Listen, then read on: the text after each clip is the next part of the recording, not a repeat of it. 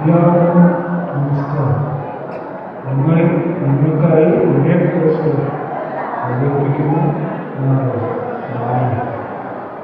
വളരെ വർഷങ്ങൾക്ക് മുമ്പുള്ള കഥകളാണ് മണികളായ മുന്നിലോട്ട് കൊണ്ടുവരാൻ ശ്രമിക്കുന്നത്.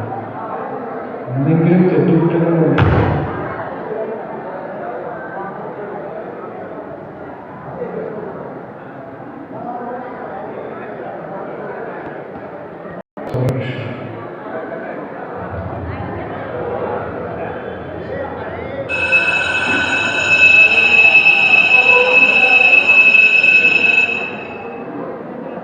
എല്ലാവർക്കും നമസ്കാരം.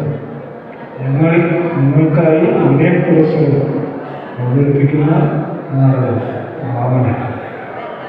വളരെ വർഷങ്ങൾക്ക് മുമ്പുള്ള കഥയായിട്ടാണ് കാണികളായ നിങ്ങളുടെ മുമ്പിലേക്ക് കൊണ്ടുവരാൻ ശ്രമിക്കുന്നത്. എന്തെങ്കിലും തെറ്റുകുറ്റങ്ങളുണ്ടെങ്കിൽ സാധനം ക്ഷമിക്കുക.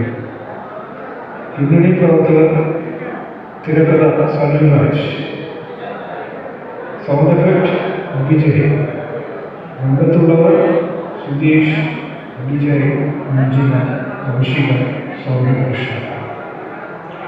ഈ നാടകം നിങ്ങൾക്കായി ഞങ്ങളുടെ ഒരു ബോണസ് സ്റ്റേഷൻ.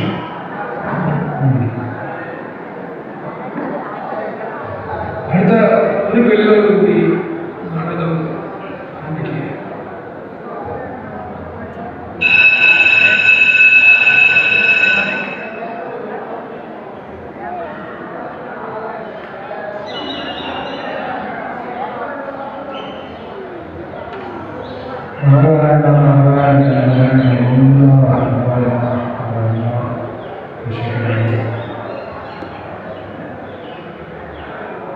മക്കളെ എവിടെയാണ്?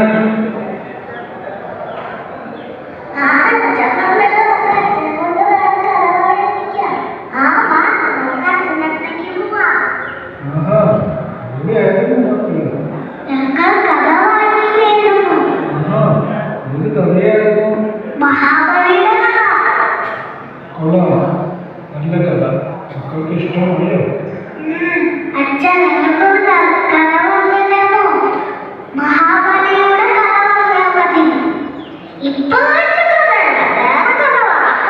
വേറെ കഥകളൊന്നും എനിക്ക് അറിയില്ല.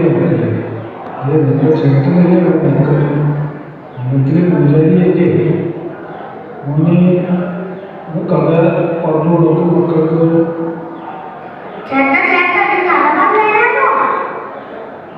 ഞാൻ പറയാം, ശ്രദ്ധിച്ചു കേൾക്കണം. പണ്ടൊരിക്കൽ രാവണൻ പാതാള ലോകത്തെ മഹാബലിയുടെ കൊട്ടാരത്തിലെത്തി. അവിടെ പുറത്ത് പാതാളം നിന്ന ഒരു ബാലകൻ ഉണ്ടായിരുന്നു. രാവണനെ കണ്ടപ്പോൾ ആ ബാലകൻ ചോദിച്ചു, നീ ആരാണ്? എന്തിനീ പാതാള ലോകത്ത് വന്നു? ഉടൻ തന്നെ രാവണൻ പറഞ്ഞു, ഞാൻ രാക്ഷസ രാജാവ് രാവണൻ. മഹാബലിയെ കണ്ട് കുശലം പറയാൻ മറന്നാണ്.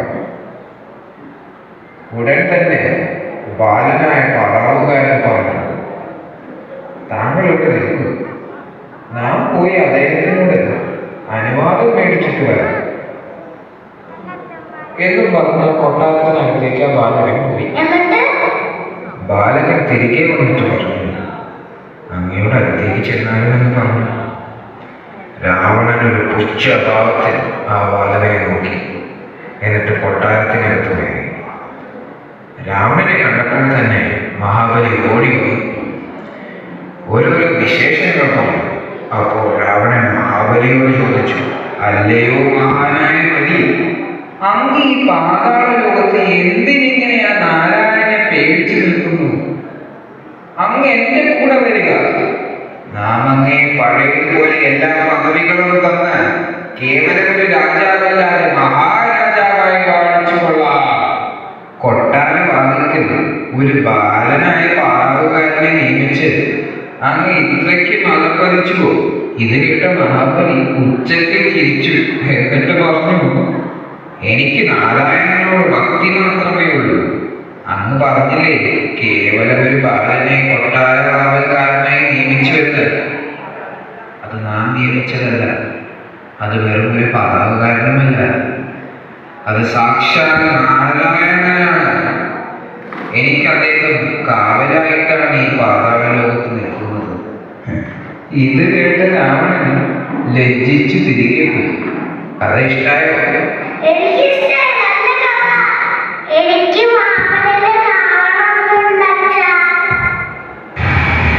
ചേട്ടനല്ലേ അവിടെ നിൽക്കുന്നത്? നാരായണമൂർത്തിയെ ആരാധിച്ചോളും പൂജിക്കുന്നതും അവനല്ലേ? അവൻ വിളിച്ചാൽ ഒരു പുറത്ത് അവൻ ഓടിയെത്തും. ചോദിച്ചു നോക്കൂ. ശരി, നന്നായി പ്രാർത്ഥിച്ചു.